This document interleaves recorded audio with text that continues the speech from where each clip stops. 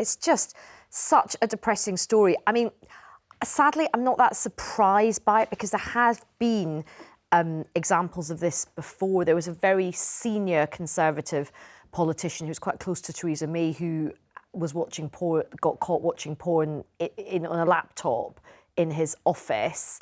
Oh, yes. I know what you mean, yes.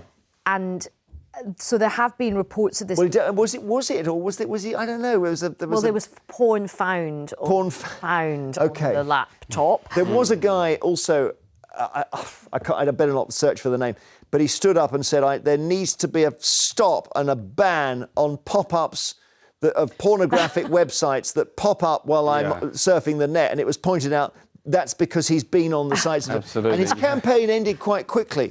Yes, imagine it. But what do you think? Are we being too censorious here? No, I don't, because like we were sitting in the green room before this show. If I'd have got out porn with Aisha sitting near me, I would expect a lot of things to happen again. I would expect a lot of things to happen quite quickly. It's one that I would be reported to. I might be taken off air immediately for this show. If that didn't happen, I would expect rumours about me to circulate, and I would get less television work. So the idea that this guy can escape without censure is an astonishing thing to do. You shouldn't have to legislate for it. I mean, there was a Labour MP that said we should make this a rule. You go, yeah, but it's almost like you don't really feel like you should have to. It's a rule of life, isn't it? It's a rule of decency. And I would say just finally that there are 56 MPs currently under investigation, and this is non-binary, I would say. There's SNP MPs that recently had complaints upheld. There was a Labour Welsh MP who had lewd comments made at her. She's alleged by a current shadow cabinet minister. So the truth is, sadly, men across the House have the capacity to be rank. Well, yes, but what's interesting about the porn MP is that he's been reported by one of his own colleagues.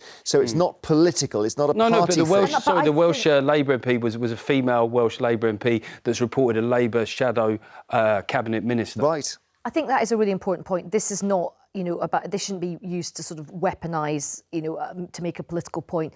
This is happening all across Westminster. I mean, I worked in Westminster for a long time, from my early 20s, and it's an amazing place to work on the one hand, but on the other, it's so old-fashioned, it's so incredibly sexist and misogynistic in a really old-fashioned way. And I think because it's this beautiful old historic building, because MPs are seen as being exceptionally special people, they sort of feel that modern life doesn't apply to them.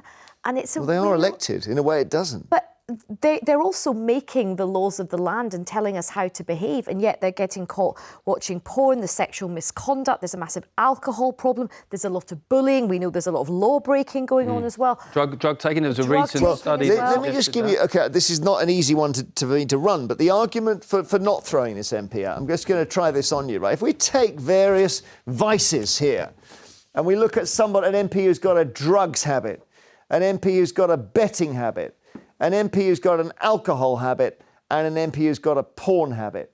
I bet with the first three, you'd call for him to have treatment. But it's only for the fourth one you want him thrown out.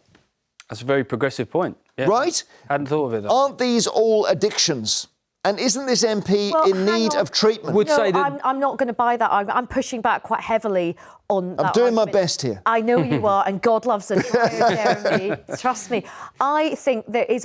I'm sorry, I just don't think if most people are going to... I think that is arrogance. That is arrogance and complacency to think, A, watching porn at work is an absolute disgrace. He's in the grip of something. To be... Well, I know... OK. I did read something with something. These MPs think they're untouchable. I think they're pretty busy touching themselves, to be absolutely... Gosh, you can't have But I just don't think if he was a drunk... No. Right, you'd say this guy needs treatment. No, alcohol is it's a lot of problems with alcohol. There are bars across the House of Commons. Women and men drink alcohol together. Porn is not something you expect in any workplace.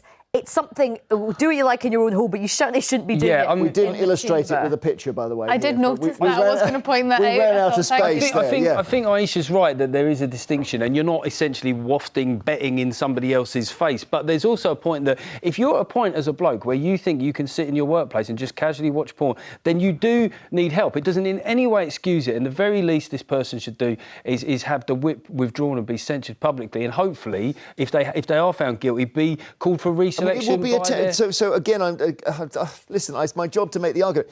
When this comes, we'll find out who this guy is. Everything's over for him. He's going to become the butt of joke for the rest of his life and for 1,000 years. Yeah.